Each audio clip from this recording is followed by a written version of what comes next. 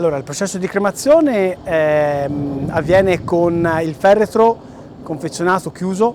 che viene inserito all'interno del forno, tra l'altro un servizio che a breve renderemo possibile anche alla cittadinanza che vorrà usufruirne, di vedere appunto l'inserimento del feretro all'interno del forno. Come durata dipende dalla tipologia del feretro, dipende anche da persona a persona, comunque mediamente possiamo dire che una cremazione può variare da un'ora e un quarto a un'ora e tre quarti, poi ogni persona appunto ha delle caratteristiche diverse, quindi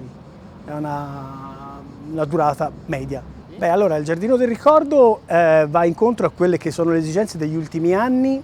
della cittadinanza, delle persone, di voler disperdere le ceneri del proprio caro anziché procedere con la conservazione delle ceneri all'interno di un cimitero. Questa qua è una tipologia di dispersione in natura. Avviene attraverso lo sversamento appunto dell'urna cineraria, delle ceneri contenute all'interno dell'urna cineraria,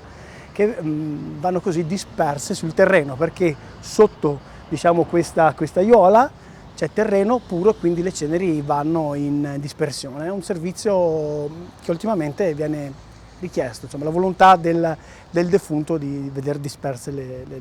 proprie ceneri. Siamo all'interno della sala del commiato. È un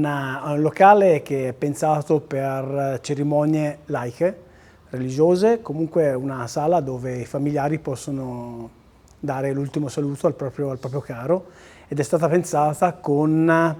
dei servizi, riteniamo, che possono essere graditi ai familiari, appunto, con un monitor dove possono passare le immagini, un video, comunque dei ricordi del proprio caro, un impianto audio con musica e, cosa diciamo gradita e richiesta ultimamente, è anche la possibilità di vedere l'inserimento del feretro all'interno del forno. Infatti il locale è stato pensato con una certa flessibilità operativa, quindi possibilità di una cerimonia, la possibilità di vedere l'inserimento del feretro nel forno, ma anche un'altra stanza dedicata per i dolenti in attesa magari della consegna delle ceneri. E appunto in quel locale potremo vedere poi il monitor dove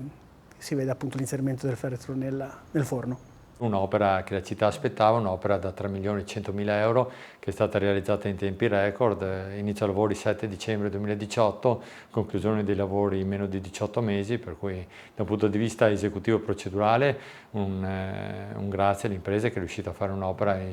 tra l'altro anche bella da un punto di vista estetico in tempi così rapidi. Dall'altra un bacino d'utenza che va ben oltre la sinistra Piave, ma va anche nella parte del Friuli di Sacile e Pordenone, per cui veramente un'opera, tra l'altro, che viene incontro ad oltre il 50% dei familiari che richiedono la cremazione per i loro defunti. L'aspettavamo da molto tempo, serve anche a razionalizzare i cimiteri, siamo contenti per cui da un punto di vista sia della realizzazione dell'opera in termini di tempi e di qualità dell'opera, sia per il fatto che la città e tutto l'Internet aspettava che ci fosse questo servizio che oggi abbiamo a disposizione.